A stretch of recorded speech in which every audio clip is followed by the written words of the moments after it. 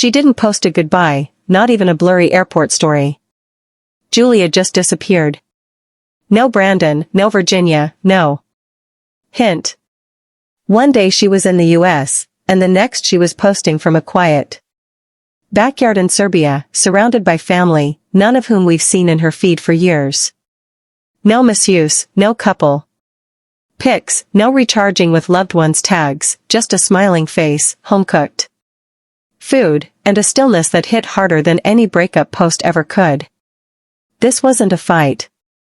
This wasn't reality TV drama. This felt surgical, precise, like she planned it, packed her truth in silence, and walked away before anyone could ask questions. And the silence itself, that was the message. Welcome to TLC Drama Files. I'm Aliva, and right now we're peeling back the final layer of Julia Trubkina's disappearing act, because what looked like a quiet vacation home turned out to be an emotional emergency. Exit. So, subscribe if you're new here and drop your theory in the comments. Was this heartbreak healing or a hidden truth exploding in slow motion? The first signs weren't loud. They were subtle. Fewer reels, more still images. No Brandon in the background, not even a dog paw near her feet. Then her captions got vague. Taking time for myself. Back to reality soon. Silence is peace. But if you follow Julia long enough, you know she doesn't post like that unless something seriously shattered underneath the surface. And then fans noticed the pattern. No tags, no cross posts. Nothing reshared from Brandon's account. This wasn't a glitch. This was a ghosting in real time. And it wasn't just Brandon. TLC accounts stopped spotlighting her, too. The franchise's golden immigrant couple, the fiery Russian dancer, and the awkward farm boy, gone cold without explanation. That's when the speculation exploded. Breakup, breakdown, burnout. But here's what most people missed. Julia didn't disappear during chaos. She stayed through chaos, through infertility, scares, in-law battles, and televised therapy. She didn't slam the door when things got bad. She waited until the moment everything looked fine. And that's when she walked. Because real endings don't come with final episodes. They come with no episode, no script, no closure, just absence. And that's what makes this even more painful. Brandon wasn't left. He was just omitted. And once you hear how Simba died, you'll understand why silence was safer than staying. But for now, we're still at the entrance. The exit only makes sense once you see all the cracks Julia hid behind couple captions and TLC contracts. Because this wasn't about love falling apart.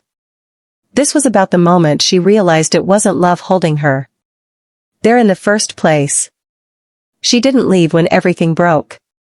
She left after the grief, after the silence, after the last thing she counted on completely failed her. So, what pushed Julia from soft captions to full disappearance? What finally convinced her that standing by Brandon cost her more than walking away ever could? To the cameras, Simba was just a family dog. Cute, well-fed, always in matching outfits with Julia. But behind those perfectly filtered posts, Simba was more than fur and tail wags. He was Julia's lifeline, her son. Self-proclaimed, the one soul that let her embody the kind of motherhood she'd quietly accepted she'd never get to experience in the traditional way. Because here's the part TLC never centered. Julia didn't just face infertility. She faced it alone in a house that felt borrowed. In a language that wasn't hers, with doctors who gave her clinical answers and a husband who gave her business logic. No baby announcements, no pregnancy suspense, just a flat medical verdict. You probably won't ever.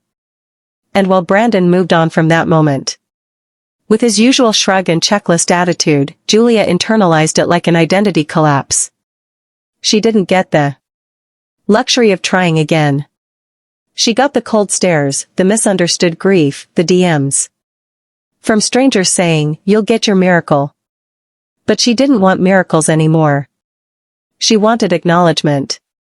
Instead, she found Simba. He was the one thing she could nurture without fear of failure. She brushed his fur like a bedtime routine. She watched him breathe like a mother watches her newborn dream. She spoke to him in Russian, fed him like a child, carried him when he was tired. And when Simba looked up at her, it didn't matter that she couldn't carry a baby because she was in every visible and invisible way his mom. But when Simba got sick, the cracks in her world weren't physical. They were emotional. Brandon wasn't cruel. That's the trap.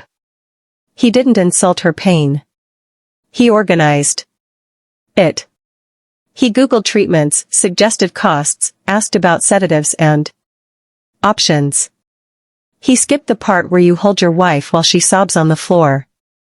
He fast-forwarded to what should. We do like they were picking a vendor, not watching her only child fade in front of them. Julia wanted seconds to stretch, time to feel, but Brandon gave her minutes to act. Efficiency replaced empathy. And where soft arms should have been, she got spreadsheets. Where comfort was expected, she got confusion. And the deeper Simba sank, the more isolated she became. No one praised her grief. No one validated the hollow ache that comes from losing the only thing that ever chose you back. Without conditions, she wasn't allowed to mourn like a parent. She was told to move on. Like a woman who still has time. Wait until you hear the gift Brandon gave Julia after Simba died. You'll never see that massage chair the same way again. And she tried. She smiled at the kind comments, thanked Brandon for the support, sat in the chair once, took a photo, got up, lay down on the hard floor beside Simba's empty bed, and closed her eyes. That picture wasn't a thank you. It was a performance. And something in her eyes said, he doesn't get it and maybe never will. Julia didn't lose a pet. She lost the one bond. That didn't require compromise, didn't shrink her, didn't judge her accent or her emotions. And with that loss came a second one. Quieter, but sharper. She didn't just lose her son. She lost the mirror that made her feel human. So where was Brandon while she was breaking? Slowly, completely, and in plain sight? That answer is coming, but you might not like it. It started in a sterile doctor's office, cold and echoey. Julia sat still as the words dropped heavy. Pregnancy might never happen. No. Soft suggestion, no hopeful percentages, just medical probability delivered. Without ceremony. To her, that room stopped time. To Brandon, it triggered a plan. He didn't squeeze her hand. He didn't hold space. He said, let's get a second opinion. And that was the moment something cracked. Not because he was insensitive, but because even in her rawest breaking point, he treated grief like a puzzle to solve instead of a wound to sit with. That silent emotional mismatch didn't explode. It built. Slowly, stacking itself into everyday rejection. One skipped hug at a vulnerable moment. One too casual joke. About being too dramatic. One more time. She reached out emotionally and got redirected with a technical fix. Julia didn't expect Brandon to carry her pain. She expected him to care. And every time she reached for softness, he handed her logic. That gap grew fast. At first, Julia thought she was just missing home. Missing language, missing community. She blamed her tears on hormones, her outbursts on stress. But what she was experiencing wasn't mood swings.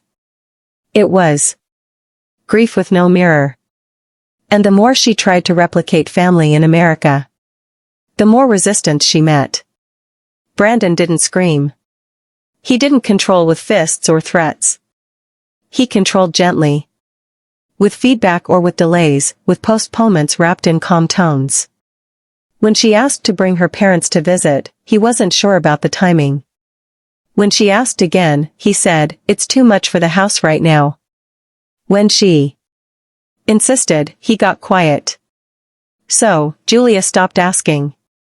Instead, she opened her laptop and filled out the visa papers herself, submitting them quietly without Brandon's help, without his permission. When he found out, everything came loose. He didn't yell. He used a different weapon. Disappointment. Accused her of betrayal. Said she went behind his back. Acted like sneaking a federal application past your own husband was an act of war. But for Julia, it wasn't betrayal. It was survival. Because when asking always leads to no, you stop asking. What looked like rebellion was actually desperation. She needed her parents' arms. Not because she didn't love Brandon, but because she no longer trusted the way his love showed up. Not emotionally, not consistently, not when it counted. And when Simba's health began deteriorating, that gap turned cavernous. She wanted support, emotional triage. Brandon offered efficiency, alternatives, plans, but no warmth. And again, Julia found herself alone inside a silent storm. She begged that dog to wait for her. What happened next changed everything. Behind those Instagram smiles, her entire being was unraveling. TLC positioned it like quirky marriage friction. Julia's independence versus Brandon's preference for structure. But no one explained how fast emotional abandonment turns into identity erosion. One no at a time, Julia felt herself shrinking. She washed the dishes with earbuds in, spoke softer, asked less. Slept longer. Not out of laziness, but in quiet protest. The moment her parents' visa became a battlefield, something clicked. She wasn't being supported. She was being managed. And to outsiders, it all looked stable. Because emotional erosion doesn't show up in the highlight reel. It happens in the no's that sound polite, the silences that feel calculated, the smiles that come with no follow-up concern. By the time Simba got sick, Julia wasn't just mourning a potential loss. She was mourning all the parts of herself she gave up trying to be the kind of wife Brandon knew how to love. TLC edited it like a funny farm drama. But fans missed the truth, hiding behind matching sweatshirts. What came next wasn't a breaking point. It was a detachment too quiet to notice until her child stopped breathing and she wasn't even in the room. Because then Simba died. Julia almost didn't take that trip. Simba had been getting weaker, sleeping more, eating less, barely able to stand without help. She felt it in her chest, the pull to stay. But she looked at Brandon for guidance. He didn't say, "Don't go." He said, "It's your call." Not concern, not objection, just passive neutrality dressed as support. So she packed, kissed Simba's head, whispered, "Wait for me." Okay. The way you whisper when your heart already knows the answer, but refuses to accept it. She was gone for less than hours. Day 1, she sent Brandon a message. "How Simba?" No reply. A few hours later, "Update please." Still nothing. She told herself he was busy. Maybe out walking Nyla. Maybe Simba was having a good day. Maybe quiet meant stability. Day 2 came with turbulence. Not just in the sky, but the kind you feel in your chest when nothing's wrong, but nothing sits right. Then the call came. Not a video, not a warning. Brandon's voice flat and final. He's gone. No build-up, no pause to soften the blow. No voice crack. No, I tried. Just. He's gone. And like that, everything inside her dropped. She didn't scream. She didn't hang up. She didn't sob in the hotel hallway or throw her phone. She just stared at the wall, breathing. Like a person trying to survive sudden underwater pressure. A heartbeat so slow. It borders on stillness. Her next post came hours later. It wasn't emotional. It wasn't long. It was a simple photo of Simba with 5 haunting words. Thank you for choosing me. No black and white filter, no tribute video, no poetic caption, just restraint like grief tied down with rope, clean, minimal. Devastating. Then the questions poured in. Why weren't you there? Did you know? He was getting worse? Did Brandon even tell you how bad it was? Julia replied to none of them. She didn't need to. Because what hurt wasn't just Simba dying. It was how it happened. And what never happened. He died and she wasn't called when he started slipping.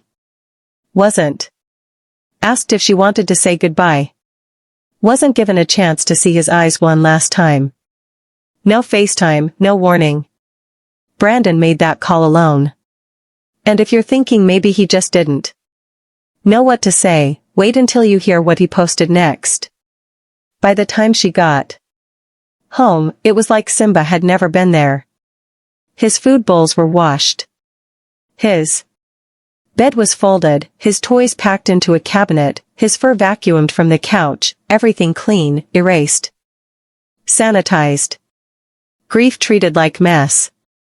But not her mess, his inconvenience. And the moment that broke whatever was left of her trust, wasn't loud. It was cold. Brandon, proud of how he'd handled everything, surprised her with a gift. A massage recliner. That was it. That was the big gesture. Not her being held, not her being asked what she needed. Not a scrapbook of Simba's photos or a candle. Or a letter, a vibrating chair. He filmed her trying it. She smiled, said, "Thank you."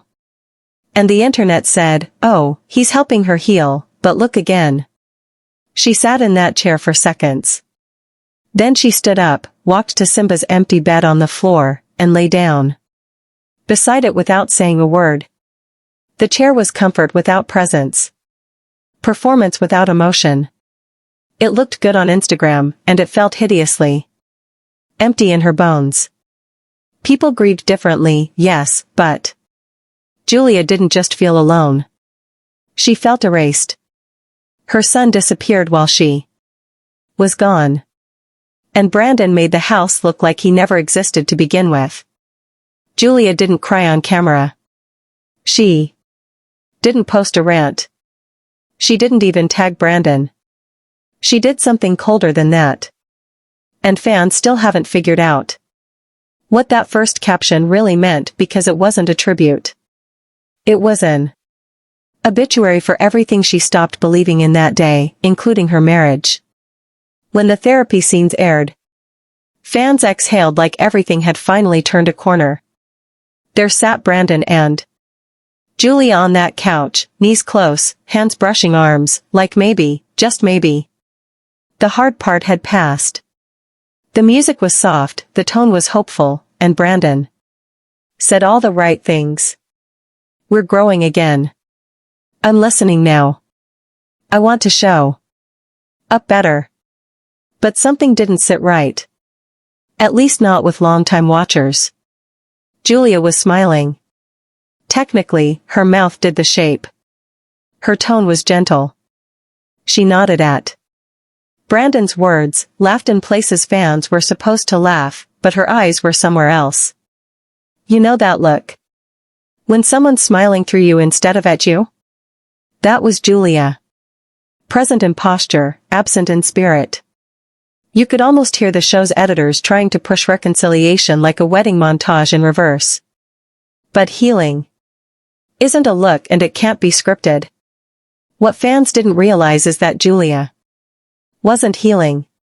She was rehearsing because she knew the show needed resolution. And Brandon, he wasn't manipulating. He was performing the version of growth the internet applauds. Measured tone, calm voice, reflective sound bites. But when a relationship becomes a performance of progress instead of progress itself, that's when the real stuff starts leaking through the cracks. As the episodes aired, Julia's Instagram stayed quiet. She didn't quote therapy, buzzwords, or upload behind-the-scenes banter. She didn't even repost the sweet clips where Brandon praised her. She posted sparse, cryptic captions that made casual followers shake their heads and superfans whisper, "Something's not right." One pic, her back turned to the camera, porch light pouring in from the corner. Caption, "I allow myself to stop trying." Another post, her feet next to Simba's old leash wrapped around her wrist like a bracelet. Caption, "He was all I had left." No tags, no emojis, no hint of Brandon's presence, and it wasn't a one-off. It became her new pattern. Tone down the color, shrink the text, fade into metaphor. Julia wasn't cold. She was in emotional hiding. Some chalked it up to burnout. Others blamed TLC contract rules. But if you read closely, the message was pulsing between the lines. This wasn't social media silence. It was protective silence. This wasn't a mental health crisis.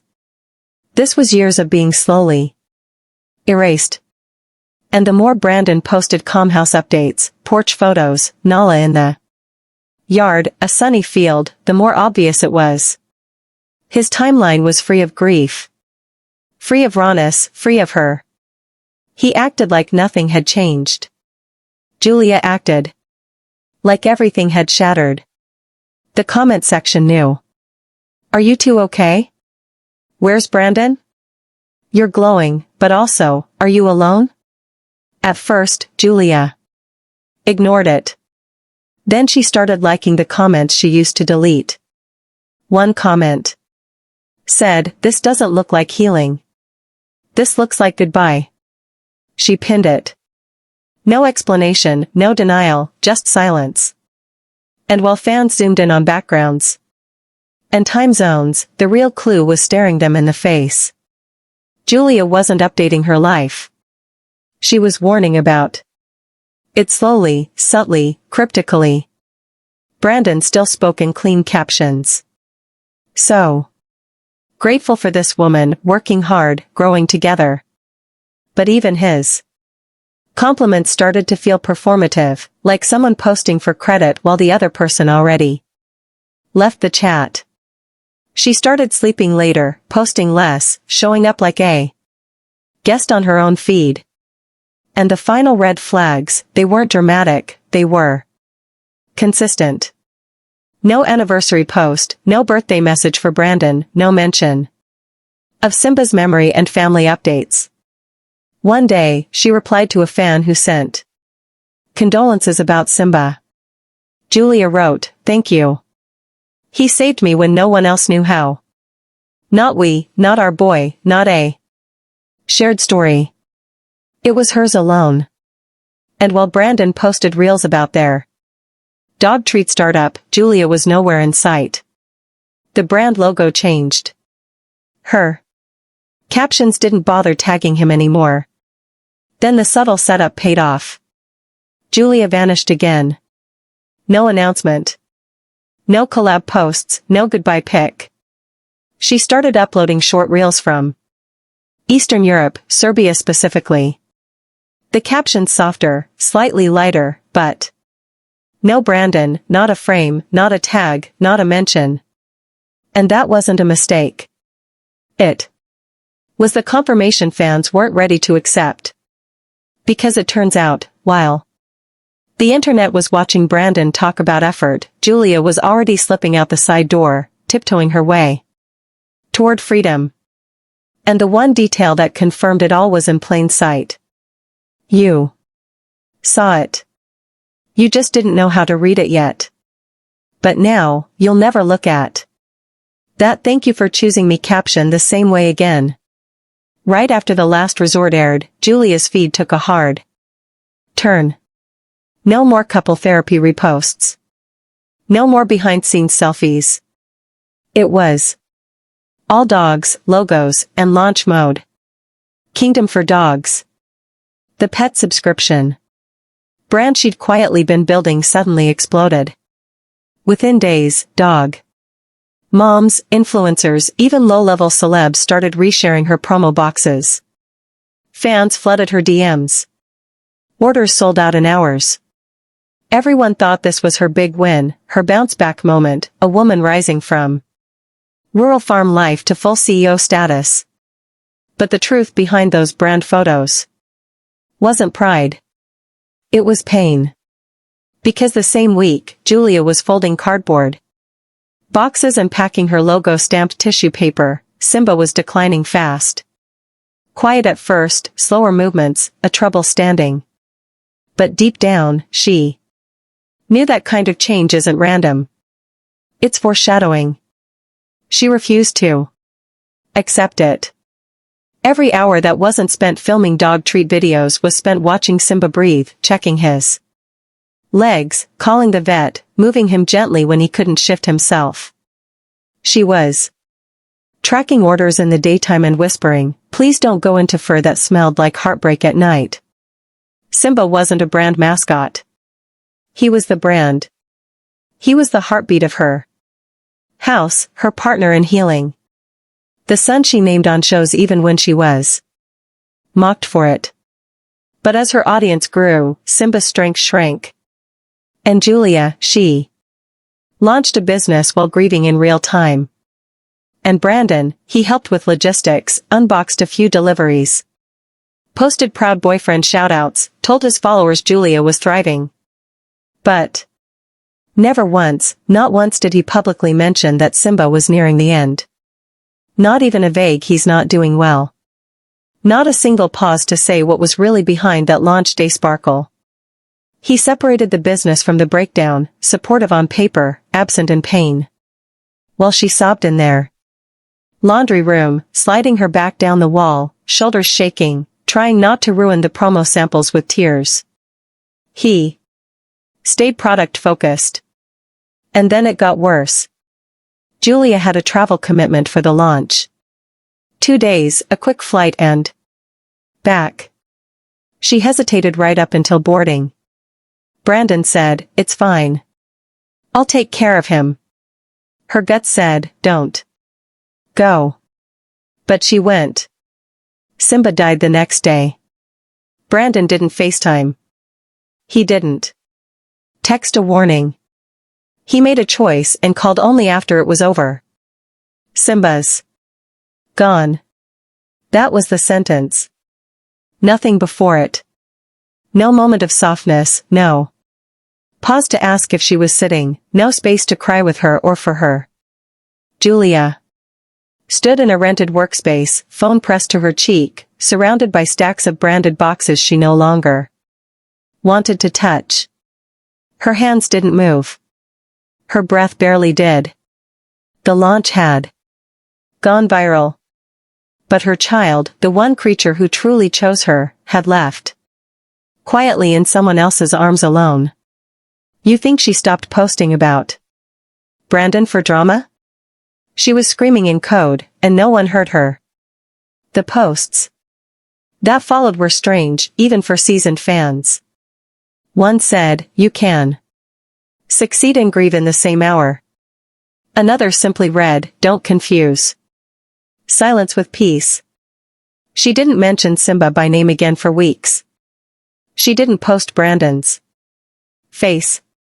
Not in celebration, not in mourning, not even by accident. He disappeared from her narrative the same way he disappeared in those final hours of Simba's life. Still there physically, but emotionally distant. Checked into the launch, checked out of the loss. He shared promo wins, milestones, dog treats. Never acknowledged publicly the grief that laced every customer thank you card Julia signed while still wiping tears off her shirt. And fans, some celebrated her strength, others called her cold. A few defended Brandon, saying maybe he was grieving differently, maybe he was trying to stay strong for her. But the receipts said otherwise. Julia's launch photos shifted fast. Smiles tightened. Branding brightened, but her captions dulled. She pinned one comment that read, "Your eyes look tired." Not physically, emotionally. She liked it. Then logged off. What fans didn't realize was that the launch wasn't her comeback. It was her final mask because Simba died during Julia's proudest public moment. And when she turned to look for comfort, all she found was product talk and promo codes. Congratulations and condolences don't fit in the same post. And what Brandon said next after all of this tells you exactly how fragile that so-called support really was. She didn't post her seat number, her boarding pass, or even a travel day outfit. Julia just started uploading from Serbia. Soft kitchen. Lighting. Her father's shoulder in the corner of a photo. Her mother laughing near a teacup. Dishes that match no aesthetic. Captions that didn't try to impress anyone. And yet those pictures hit harder than all of her farm content combined. Not because of what was in them, but because of what wasn't. No Brandon, no tags, no rings, no miss you babe, no back soon, no signs of a partner at all. She wasn't traveling. She was moving.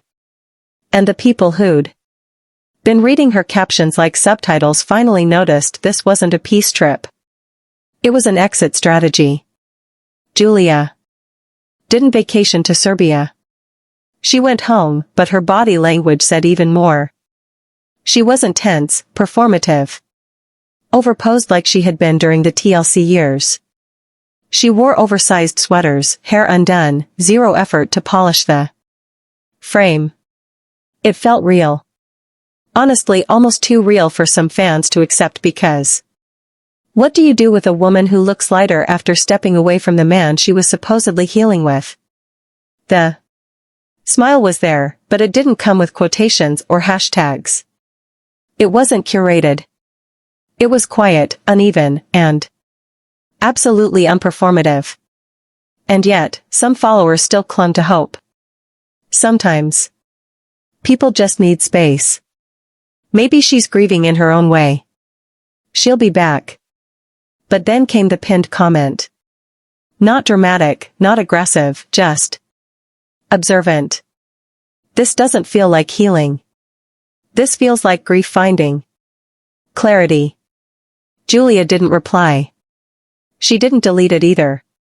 She pinned it. The silence wasn't mystery anymore. It was confirmation. Because Julia had done the one thing Brandon never saw coming. She stopped defending the version of herself the show sold everyone. The storyline where she was dramatic, impulsive, difficult to reason with. She stopped fighting against it and disappeared from it. Instead. And if you thought silent breakups don't leave scars, wait until you hear what really happened after the cameras called her back. In Serbia, Julia didn't just look different. She sounded different. Her Russian got sharper, richer. She wasn't translating her thoughts anymore. She was thinking in her first language again. Her rhythm changed. Her captions turned reflective. Poetic, oddly intimate. Today, I didn't need to explain myself once. I remembered my old laugh. I had forgotten how it sounded. And once again, no Brandon, no nostalgia for Virginia, the farm, or the life she built there. Only Nala was mentioned, her surviving dog. But even those captions felt careful, Like she didn't want fans to think a new pet or a new chapter meant new healing. One photo showed her holding Nala's face, forehead to forehead, eyes closed. Caption: I'm still hers. Not we're still a family, not holding space. Still hers. Some fans thought she'd soft launch a separation in the next season. That TLC would roll out a special with a title card. Julia and Brandon have decided to take time apart, a public grant of privacy. But what if the separation didn't need a press release? What if it already happened? Because what Julia posted wasn't separation content. It was life after. It was weeks of no Brandon, no farm, no pastel filters. And then came the callback fans didn't expect. A story post.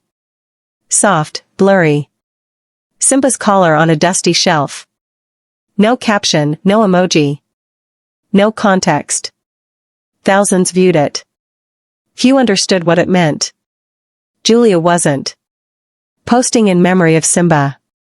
She was posting the last piece of someone she was finally mourning properly. Not just Simba, but the version of herself that died with him in silence. Surrounded by people who didn't understand what he really was to her. Because Simba wasn't a dog, he was her mirror, the only thing in that house that saw her fully. When he died, so did her bandwidth for performance, for curated healing, for partnerships that require silent self erasure. And when Brandon didn't warn her, when he didn't hand her a last goodbye, he didn't just take away her stability. He took away her permission to keep living like she would ever be understood in that house again. And so Julia left quiet, clean, no statement, no scandal. She left like someone who finally realized healing isn't something you do alongside the person who didn't show up when the pain hit hardest. It's something you do alone. Away from the sets, away from the fans, away from the emotionally spreadsheet responses to your deepest ache. This wasn't a pause. It was the final breath before freedom. So, when TLC comes knocking again with cameras in hand, hoping for a reunion or revelation, don't be surprised if Julia doesn't step back into the story. Or if she does, it won't be his story this time. Because Julia's biggest heartbreak wasn't Simba dying. It was realizing who let it happen. And more importantly, who didn't let her say goodbye. If you thought that hurt, wait until you see what happened when producers asked her to come back on camera. Because the red flags weren't done waving yet. Next video. You're not ready for this reunion.